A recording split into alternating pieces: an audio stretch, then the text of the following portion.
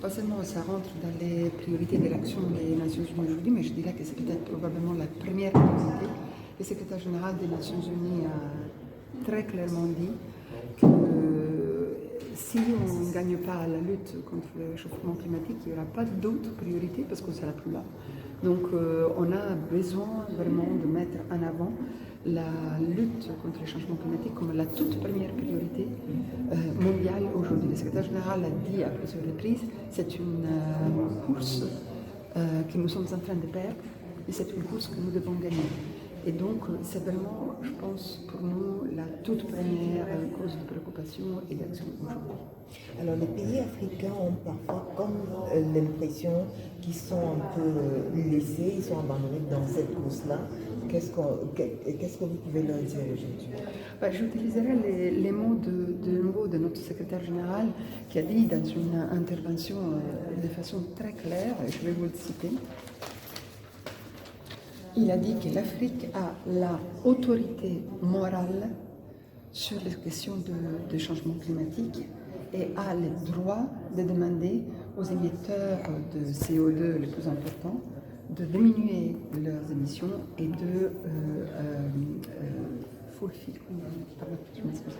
de remplir les objectifs des accords sur le climat auxquels ils sont souscrits. Donc l'Afrique, non pas seulement ne doit pas être laissée pour compte, mais l'Afrique doit être cette voix morale qui dit nous, on ne pollue pas, vous devez respecter vos engagements et vous devez diminuer vos émissions de façon à que tout le monde entier, la planète, se porte mieux. L'Afrique est le continent qui contribue le moins au changement climatique et est celle qui est le plus impactée par les conséquences de ce changement climatique. Le secrétaire général a dit, et je pense que c'est une image très forte, qu'avec un seul instant, un désastre causé par le changement climatique peut effacer des décennies de travail sur le développement. Et ça, on ne peut pas le laisser faire. On a constaté également que la lutte contre les changements climatiques est plutôt une affaire individuelle. Ce sont des personnes individuellement qui se lèvent et qui se battent. Est-ce qu'avec la collaboration avec les journalistes, on pourrait arriver à en faire un combat collectif? Non, pas seulement on pourrait arriver à en faire, mais il faut, parce que d'un côté, le travail, l'action de chacun d'entre nous est absolument indispensable. C'est-à-dire que des petits gestes comme, je sais pas, fermer la lumière quand vous sortez d'une pièce, ne pas gaspiller de l'eau, faire attention à mille et une choses pendant toute la journée, c'est vraiment indispensable. Mais nous, on l'a dit à plusieurs reprises, sans la volonté politique des gouvernements, on n'arrivera pas à gagner cette lutte. Donc il faut les deux choses. Et je pense que les journalistes sont en premier lieu pour les deux.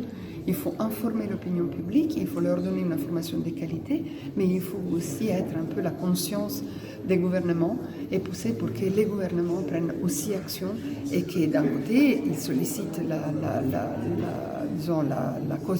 le cas de l'Afrique, la solidarité internationale pour réussir à mettre en œuvre les objectifs liés au changement climatique, à la lutte contre le changement climatique, mais aussi informer et susciter la conscience de la société civile pour qu'elle prenne action contre le changement climatique. Tout à l'heure, vous avez montré votre désolation de ne pas voir effectivement de journalistes africains dans le grand collectif de près de 350 journaux qui s'activent aujourd'hui sur le climat.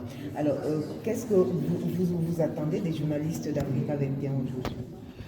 Ce qu'on s'attend, c'est deux choses. Donc, si vous êtes là, c'est parce que vous êtes intéressé aux questions d'environnement, donc que vous continuez à les couvrir, peut-être plus, et surtout mieux informer, parce qu'il y a quand même aussi un problème de diffusion de l'information. Et je voudrais rendre très clairement cette idée. L'information doit arriver vers vous. Parfois, en Afrique, surtout les médias les plus petits ont de soucis à trouver une information de qualité. Donc, ça, c'est une première chose. Mais aussi, nous, on a besoin de vos informations, que vous fassiez remonter vers nous, ou vers, en tout cas, l'opinion publique internationale, des actions qui se font en Afrique. Parce qu'on a toujours l'idée l'Afrique ne prend pas action. Mais non, c'est pas vrai. Il y a des milliers d'initiatives dans les continents africains des gens qui ont pris conscience de l'importance de ces luttes et qui font de cette lutte leur priorité. Donc c'est aussi votre rôle de faire remonter ces informations, des histoires positives, des histoires qui nous montrent que la société civile africaine s'engage sur la lutte contre le climat. Donc on s'attend qu'il y ait cet échange qui soit plus vivace, qui soit plus complet, et on s'attend aussi, on vous souhaite, et on a tout fait, je pense, les organisateurs ici ont tout fait, pour que vous fassiez des contacts qui puissent vous servir après pour intensifier ce travail de couverture vis-à-vis de la société civile africaine, mais aussi des instances internationales. Le combat. Les Africains nourrissaient beaucoup d'espoir, justement, pour le Fonds vert climat, qui a été voté à Paris lors de la COP 21.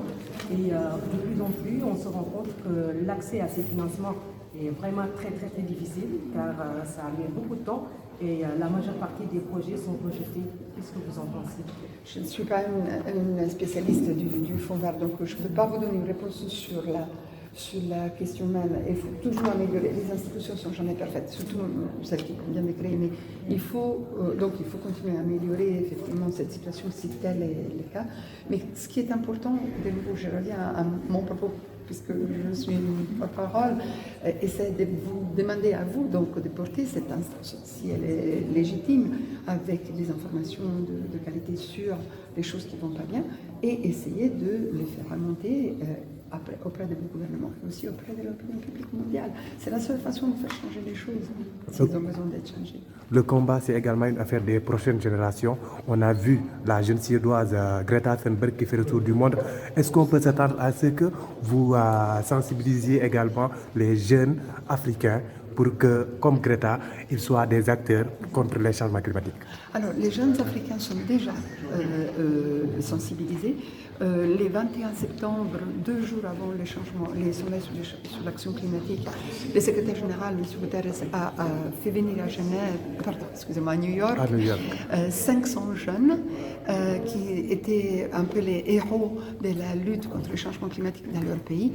De ces 500 jeunes qui ont participé au tout premier sommet des jeunes sur le climat, ont été choisis par les Nations Unies. On a financé leur voyage pour qu'ils puissent être un peu nos champions du changement climatique. Et il y avait un grand pourcentage de ces jeunes qui venaient de l'Afrique, auxquels on a facilité donc la possibilité de venir participer à ces sommets.